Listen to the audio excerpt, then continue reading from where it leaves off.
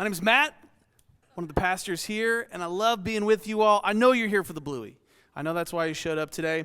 But if you're following along, a couple things that we're doing. One is every week, I forget to turn on my microphone. Every week I fight with this little clicker right here. This is the week we're going to get it. You ready, Eddie? Here we go. Okay, not only are we working our way through Bluey, part of what we are thinking about with Bluey is that Jesus' fingerprints are on every part of creation. When you see something good out in the world, that should be a stimulus for your brain to think that is something Jesus was doing. That is an invitation to think about Jesus. When you see someone doing something amazing out in the world, or you see something beautiful, these are clues, hints to what God's heart is like. So when some Australian dogs in a cartoon say something that brings a tear to my 42-year-old eye, I think that's Jesus inviting me to think about something. We'll get into Bluey in a moment. We're also in an exciting time as a church. We're on our 9th Sunday. This is our 9th Sunday. Pretty incredible. Yeah. I thought you were going to clap for this next thing, is that no one has been seriously injured in setting up or tearing down. That's pretty incredible. Lots of minor injuries, but we don't even notice those anymore. So that's just part of it. We have had an incredible few months here. We're going to kind of walk through those in a second. But at this point, kind of in the life cycle of Dwell Church, we are moving into a new era, which is pretty thrilling, actually. How do we put Dwell Church on some sustainable footing? How do we build a sustainable foundation? And one of the things we talk about a lot here is building something, that we're building a place. We're building some environments, we're building some programs, but more than anything, we're building into each other. And so we've switched our nomenclature from volunteering. No one is volunteering here. People are using their time and energy and brilliance and deep heart for Jesus and each other to build something. What are we building? We're building a place where God can dwell. Jesus makes a strange promise to show up when we invite him, when we gather in his name. And that's what we are learning to do together. And so we're in this season where we're going to try to keep this thing going. It's our dream to build a place that people can come and meet this Jesus. I'm going to talk a little bit more about that. But we're in this exciting era where we get to see if we can put that on a sustainable foundation. So we're thinking about that. And we want to talk about the sustainable foundation by starting with the big picture of where we have been. Where have we been over the last 6 months? And here is the moment, everyone. We're going to find out. Does this little guy work here? And the answer, regrettably, is no, even though we test it every week. Okay, here we go. Did you hit that button, or did I? Okay, you did. All right, let me hit some other buttons here, see if anything happens. No. What? Is that me? That was me. I'm growing up, you guys. I wonder if it's too far away, or is it Julio's head is in the way? Okay, let's go back one, Eddie. We'll start there. What's the path we took? This has been an amazing 6 months, you all. So it's been almost 6 months to the day today where we put up our website, and what preceded that? Two important things. One, we were the recipients of a $250,000 grant. We got the first chunk then. And the other, maybe more important thing, is that 4 amazing people decided they would be on our leadership team. And that was really the two things that catalyzed Dwell Church coming out into the world. It was very amazing. That was just 6 months ago. So in those intervening 6 months, we had an amazing Christmas celebration in Lisa's driveway. And we had candle lighting, and it was raining sideways, and there was a 10-piece band in your garage with a 4-person quartet, and it was lovely. It was amazing. And then we had a great story night. That's going to be something we do every quarter, where we're hearing just what is God up to in each other's lives. And then we had our launch day. It was lovely. It was in the other room. It was so loud. I got the loudest drummer I could possibly find, and it was very wonderful in my humble opinion. And then on Easter, we celebrated together. It was just another delightful moment of seeing Jesus at work. We had over 20 people visiting Dwell for the first time on Easter. It was just fantastic. Some of those were from my wife's family. I don't even count them very much because they love me. They have to come sometimes. But people who don't necessarily know me or are personally tied into the story of Dwell, they were visiting us. And then along the way, something quite remarkable happened. We were having vision and fundraiser events. We've had coming up on 10 of those. At one of those, someone said, "Hey, could I take you to lunch?" And then at that lunch, he said, "What if I retired from my job and raised my own salary to come work for Dwell Church?" And that's how we got Brian, which is very amazing. Have you guys ever heard anything like that in your life? That's one of the bravest things I've ever seen. Today we're going to be talking about getting out of our comfort zone. And gosh, Brian has been leading the way on that. It has been an incredible 6 months. And we wouldn't be talking about putting Dwell Church on a sustainable foundation if it wasn't for the fact that you all kept showing up and kept building it. And two things make me feel confident that we could put this in the first year on a sustainable foundation. And one is that Jesus seems to keep showing up amongst us. And that's because you keep showing up, faithfully building this thing. So it's pretty amazing. And if we could go from having our website up to our very first Sunday, to building a staff, to putting this on a sustainable foundation in the first 9 or 12 months, that, gosh, would be really pretty remarkable. So that's what we're dreaming about. And I want to talk a little bit about how we're going to do it, and I want to use this clicker to see if it happens. Okay, I want to zoom out. What's the widest angle of Dwell Church? What is the field upon which we are playing in the world where we live? The first is that we all, at least I have really loved the churches that I have served, but I noticed in my time there that as much as I loved them, the front door was not wide enough there for what I thought Jesus was wanting to do. Another part of the playing field of our world is what we call epidemic of loneliness. San Mateo County just declared an epidemic of loneliness, that they're going to put very real resources towards connecting people. This is a very real problem in our world. We are living in an isolated way never before attempted by human beings, and we are finding out that there is a serious drain on our thriving and mental health, an epidemic of loneliness. And then this is something that we all feel but maybe can't always name, that we are living through an unprecedented amount of change. And because of that, Dwell Church has sort of oriented itself to become what we hope is a new church for a new era. But I think it's worth maybe diving into a little bit deeper. What is the amount of change that we are living through that we can feel but don't always name?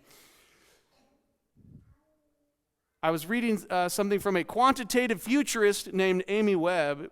Are you going to go around calling yourself a quantitative futurist? You could. No one could argue with you if you said that, because no one knows what that means, except that's what this person does for a living. And so they think about and measure and try to study and predict what will happen. And here's what Amy Webb said about our daily lives.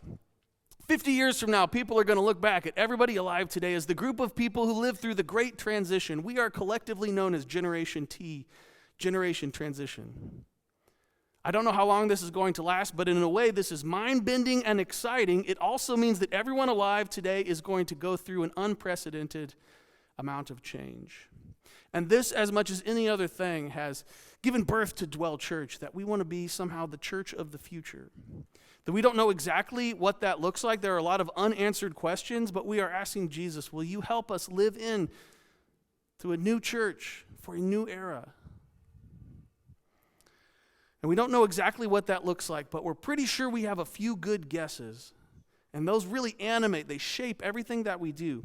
So we're not totally sure what the future will look like. That's the point, an unprecedented amount of change, but we're making a guess that the church of the future will look like this. So this is what we think a new church for a new era will look like. We want to be Jesus-centered, centering on the personal experience of life with Christ. We want to be research-based. We want to have the best partnership in the history of any generation of Christians. We want to have the best partnership with science for the future church. We want to be trauma-informed. We want to integrate psychology into everything that we do, especially into the interior journey of our discipleship, our formation into the image of Jesus. We want to be diverse. The kingdom is diverse, and we want to be affirming and inclusive. And our claim is that an affirming Bible reading is a better Bible reading, that God wants to open the front door of his church. And so there's so many unanswered questions about Dwell Church. There's so many things we don't know, but what we do know is we think this is what the church of the future looks like. But we're also asking, what does the church of the future feel like? What is it supposed to feel like in this room? And so we've got some things we've been working on that too. Here's the picture of what we think it might feel like. We're trying to build the church of the future, but we are experiencing it in glimpses right now. And we think it feels like this: encountering Jesus in satisfying ways, connecting deeply with each other, and deploying our builders at the ceiling of their capacity. There are so many amazing people involved here. And so often in churches, we take the amazing people that show up and we say, will you hand out bulletins? That is sacred and amazing, but I want to invite you to dream about, what if you were serving at the very ceiling of what you could possibly be doing? And what if that lent to your life a deeper sense of purpose that you never felt before, that you were doing something really hard and amazing, but it felt worth it? What if we were experiencing a greater purpose? So we kind of center on these words: a spiritual encounter, a deeper connection, and a greater purpose. What if the church of the future threw open the doors of the church so that everyone could experience these three things? That's what we're trying to build. And so what will it look like to build a sustainable model around this? We're working on doing a couple different things. Here's what those look like. We want to double down on some of the things we're already doing. We're working with our Dwell Kids builders to expand those environments and the programming. And this is our 9th Sunday, but last week was the first time we tried to tell some kids, this is what it will look and feel like for you to follow Jesus. It was exhilarating. And it was also really boring. So we went back to the drawing board and got some new resources that I know they're going to love this time. But we are really working hard on what does it mean to disciple the huge gaggle of loud and crying kids that God draws in here every week. We're doubling down on Dwell dinners. They're so delightful that sometimes we pause what we're doing and we gather people in homes to get to know each other and connect in deeper ways. We're doubling down on story nights. We got one coming up on May 19th. Hope that you'll be here in this room hearing people tell 5 minutes of this is what God's been up to in my life. It's really life-giving. And the first one was fantastic. Then we're working on some strategic partnerships. We're reaching out to the San Mateo Pride Center and some other organizations. We're working on a partnership with a local school to where one day we will meet there and our rent will go towards in the classroom education type of things. That's our dream. And then we are working on building some next level professional development courses. If nothing else, what Dwell Church has is a lot of intellectual capital that we want to try to give away for free or cheap to say, here is our best thing. We want to give it to the world for free as an act of loving service. That's what those means. We don't know what to call it, so we're just calling it like next step something something. We'll have a better name, I promise. But we're doubling down on that, and then we're building sustainability. We want to start by building some spiritual sustainability. We're asking 25 people to pray every day for Dwell Church over the next 6 weeks. And then we're working on building community sustainability, critical mass. We want to add 25 people to our attendance every week leading into the summer, and then we're working on building $25,000 a month run rate so that our weekly and monthly budget is on sustainable ground. Now, what that is going to mean for us is that in the end, the second part of our grant can be strategic investment instead of paying the bills, but it also means we get to keep inviting people to belong in what we're doing. So, spiritual sustainability, here's what we're asking you to do. We want every person in here to be involved in some way with this sustainability campaign. Praying every day, here's what it will look like. You sign up, you get a list of 10 things that are important to be praying about for Dwell Church, and then you get some regular updates from our leadership team about this is what we're thinking about, this is what we're praying about. A bunch of people already signed up. That's really wonderful and encouraging, but I hope a lot more of you will consider this. It's really an amazing way to ask God to speak to us. That's what we keep praying for Dwell Church. Jesus, will you speak to us? Here's what the sustainable community might look like, that we hope that every one of you will make an ask. One of my experiences of Dwell Church is that everybody has like one person on their heart. I know one person that would love Dwell Church, and this is the time. Now is the time to invite that person. We're going to provide some talking points for you, and we're just going to ask you to make one specific ask in the month of May. Invite that person, see what happens. It's actually really life-giving to see what people think and where they're at, and if they don't come, they don't want to come, that's okay. God bless them. Find your place in the universe, but if it's Dwell Church, I just wanted to ask, just in case. And then lastly, our financial sustainability, what we're working on is this model right here. And as I mentioned previously, I'm not a spreadsheets guy, so I've just been weeks understanding this. Maybe you understand it just by glancing at it, but here's how this works. Right here is kind of the main column. This is how many givers or financial partners we need at each tier.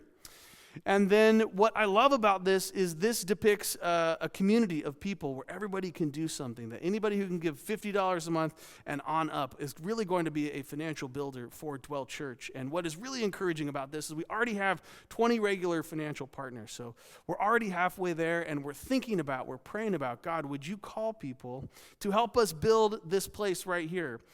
And what this allows us to do is create a place where God can dwell and where people can experience Jesus in satisfying ways and connect deeply with one another and hopefully find that greater purpose that I think God can offer us by building something like a church plant, like Dwell Church.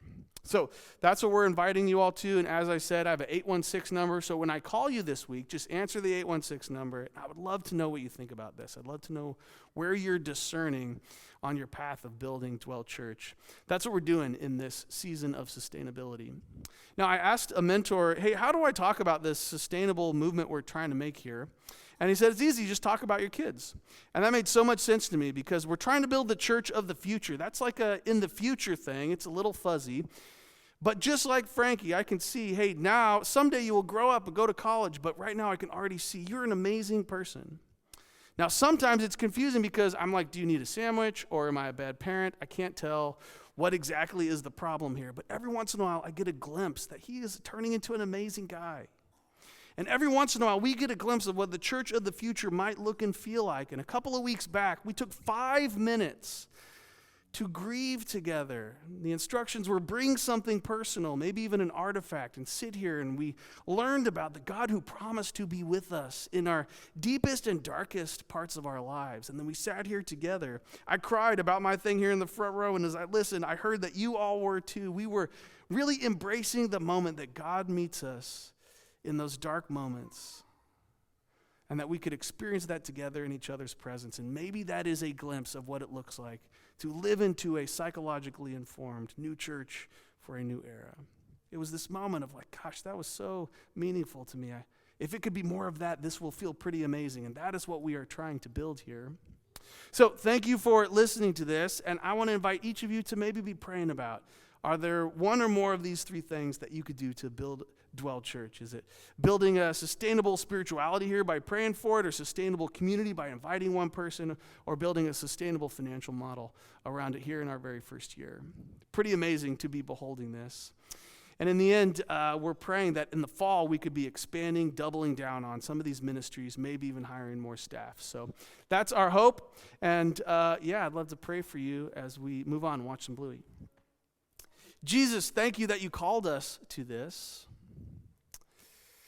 Lord, and so we ask you to guide us and empower us. We know that we don't plant churches, but that you do.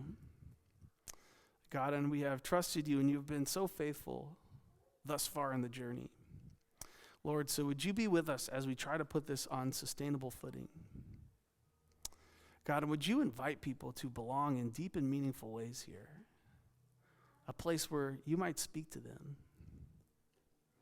We love you, Jesus. Amen.